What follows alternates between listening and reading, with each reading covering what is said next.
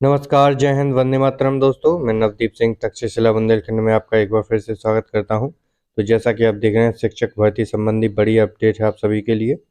तो उच्च पद प्रभार के लिए टेट और सीटेट होगा जरूरी, और कोर्ट ने सुनाया इसके संबंध में फैसला। तो क्या फैसला सुनाया गया है कोर्ट के संबंध में, और क्या आपको शिक्षक भर्ती जो जूनियर शिक्षक भर्ती है वो आपको देखने को मिल सकती है? क्या पूरे जो प्रकरण हैं वो चल रहे हैं, और किस वजह से मैं ऐसा बोल रहा हूँ कि आपको जूनियर की जो शिक्षक भर्ती है वो देखने को मिल सकती है, और आपको इसी संबंध में टेट परीक्षा भी आपको देखने को जल्द मिल सकती है। तो पूरा डिटेल में इसमें डिस्कस करेंगे, तो वीडियो के अंत तक आप लोग जरूर बने रहें। और जिसने अभी तक चैनल को सब्सक्राइब ना किया हो वो सब्सक्राइब करके बेल आइकन को जरूर प्रेस कर लें। उस वीडियो को ज़्यादा से ज़्यादा लाइक करके सभी लोगों तक शेयर जरूर कर दें। तो चलिए देखते हैं। एनसीटी द्वारा भी एक नई गाइडलाइन जारी हुई थी जिसके संबंध में ये पूरा रहने वाला है वीडियो। तो चलिए देखते हैं पूरी जानकारी। तो सुप्रीम कोर्ट ने सुनवाई में क्या कहा है इस पर देखेंगे। जैसा कि आप देख पा रहे हैं पूरी चीज़, पदोन्नति मामले में टीईटी की अनिवार्यता पर सुप्रीम कोर्ट ने सुनवाई के दौरान एनसीटीई द्वारा दाखिल शपथ पत्र का मुख्य अंश जो है वो मांगा है। इसमें देखिए, प्रत्येक शिक्षक जो 3/9/2001 के पहले नियुक्त हुए, साथ ही साथ जिनकी नियुक्ति 3/9/2001 से पहले 3/9/2001 से 23/8/2010 और 29/7/2011 के मध्य हुई, जिस दिन एनसीटी ने आरटीई एक्ट की अधिसूचना दिनांकित 31/3/2010 के क्रम में अधिसूचित किया, सभी को नियुक्ति और पदोन्नति के लिए टीईटी उत्तीर्ण करना अनिवार्य है। तो ये जारी किया गया है, ये अंग्रेजी में भी है, जिसका ये पूरा हिंदी में लिखा हुआ है। तो इसमें है कि इनके द्वारा जो उत्तीर्ण जिसने भी किया है उसके लिए अब टीईटी अनिवार्य होगा।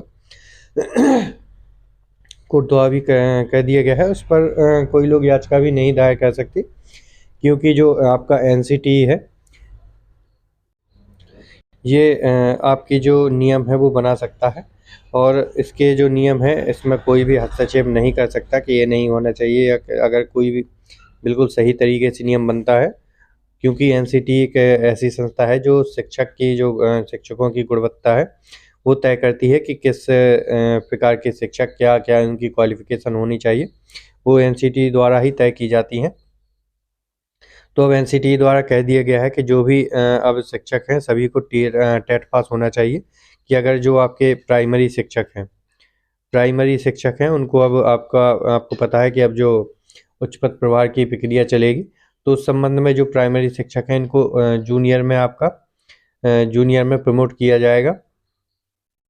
आपको पता ही है कि जूनियर की भर्ती बहुत लंबे समय से आई ही नहीं है, तो जो प्राइमरी के टीचर होते हैं इन्हीं को आपके जूनियर में शिफ्ट कर दिया जाता है, उनको उच्च पद प्रभार देकर जूनियर में पहुंचा दिया जाता है।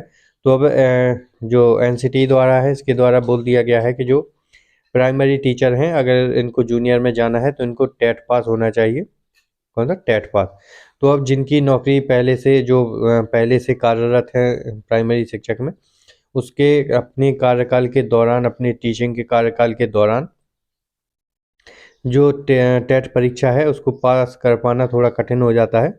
और या फिर इनके द्वारा ये भी बोला गया है या तो फिर टेट पास होना चाहिए या फिर इसके समकक्ष ही जो आपका केंद्र का है सीटेट पास होना चाहिए।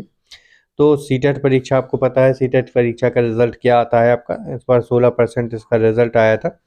क्योंकि सीटेट परीक्षा किसी को आसान लगती है किसी को कठिन, क्योंकि इसमें जो पेडागोजी सेक्शन है आपका, पेडागोजी जो सेक्शन है उसकी वजह से ज़्यादातर लोगों को ये कठिन लगता है, क्योंकि ये सभी को समझ में नहीं आता है आसानी रूप से।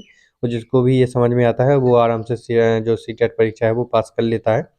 और जो टेट परीक्षा है इसमें आपको पता ही है कि फैक्ट वाइज चीज़ें पूछी जाती हैं फैक्ट की, तो ये थोड़ा कठिन होता है। लेकिन इसकी जो पासिंग रेट है, इसमें जो पास देखें कि किस में ज़्यादा अभ्यर्थी पास होते हैं, तो टेट परीक्षा में आपके जो ज़्यादा अभ्यर्थी हैं वो पास होते हैं। तो अब सरकार के सामने ये दो ऑप्शन है कि अगर इनको प्राइमरी से जूनियर में आपके पदभार देना है, आपको उच्च पद प्रभार देना है, तो या तो फिर जो, क्योंकि आपको पता है जो शिक्षक हैं बहुत कम ही आपके जो टेट पास हैं आपकी जूनियर वाला होना चाहिए। तो अगर ये पास नहीं है तो इसके कार्यकाल के दौरान बहुत से जो आपके टीचर हैं वो सीटेट पास नहीं कर पाते हैं, क्योंकि ऐसी जो रेगुलर रूप से सीटेट की तैयारी करते हैं उसके बावजूद भी 16% रिजल्ट आता है। तो फिर इन शिक्षकों के लिए बहुत ही टेढ़ी खीर हो जाएगी ये। अभी तक बहुत सारे ऐसे शिक्षक हैं जिनके पास आपकी ना तो टेट की डिग्री है जूनियर वाली, ना ही आपकी सीटेट की डिग्री है। तो अब अगर पदभार चाहिए तो आप इनको या तो सरकार आपकी टेट करवाएगी, टेट की परीक्षा करवाएगी, या फिर सीटेट तो हर साल आपका 6 महीने में एक बार होता ही है। तो ये लोग सीटेट कम ही पास कर पाते हैं, तो अब सरकार को या तो टेट का जो एग्ज़ाम है वो करवाना पड़ेगा कि ये लोग इसको पास करके आपके जूनियर में प्रमोट हो जाएं। अगर आपको पता है कि टेट 3-3, 4-4, 5-5 साल तक नहीं होता है यूपी में, तो या तो आपको अब ये टेट का एग्ज़ाम आपको देखने को मिल जाएगा। अगर ये टेट का एग्ज़ाम नहीं करते हैं तो आपको जो जूनियर में वैकेंसी है, जूनियर में ये खाली वैकेंसी हैं वो खाली रह जाएंगी, तो सरकार को फिर इनको भरने के लिए जूनियर में आपकी वैकेंसी निकालनी पड़ेंगी। तो ये दो संभावनाएं आपके लिए बहुत प्रबल संभावनाएं बन रही हैं। तो देखते हैं अब सरकार क्या कहती है कि आपकी या तो फिर टेट परीक्षा करवाए, या फिर आपको जूनियर में जो वैकेंसी आपकी खाली है उनको भरने के लिए आपकी नई जूनियर की वैकेंसी देनी पड़ेगी। क्योंकि आपको पता है बीच में एक बार वैकेंसी आई थी जूनियर की, जो अच्छी तरीके से पूरी सफल नहीं रही थी, उन्होंने पूरा इसको क्लियर रूप से नहीं करवाया था। आगे देखते हैं इसके संबंध में। इस न्यूज़पेपर में आप देख भी पा रहे होंगे, देश भर के शिक्षकों को देनी होगी सीटेट परीक्षा, कोर्ट ने ये आदेश दे दिया गया है।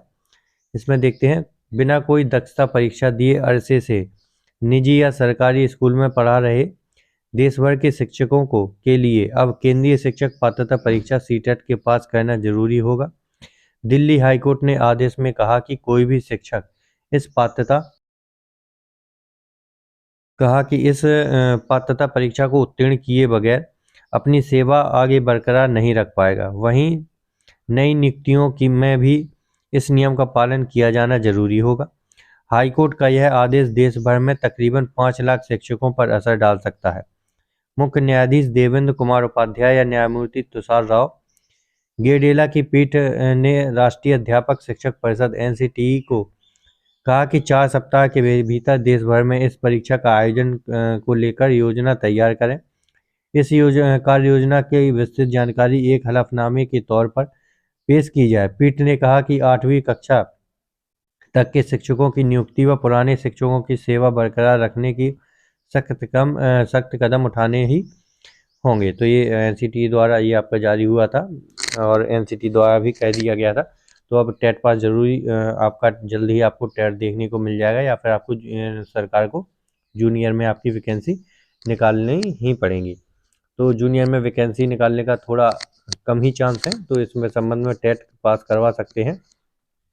अगर ये लोग सीटेट पर ही निर्भर रहते हैं, सीटेट पर निर्भर रहते हैं, तो आपकी ये मान के चलिए कि जूनियर की जो वैकेंसी है वो पूरी जो प्रमोशन से भरनी है वो पूरी प्रमोट होकर नहीं भर पाएंगी, आपकी खाली रह जाएंगी। तो एक संभावना बन सकती है कि आपको जल्दी जूनियर की भर्ती भी देखने को मिल जाएगी, क्योंकि जो आपका टीजीटी और पीजीटी का अगला विज्ञापन आपको जल्द ही इस पेपर के बाद देखने को मिलेगा।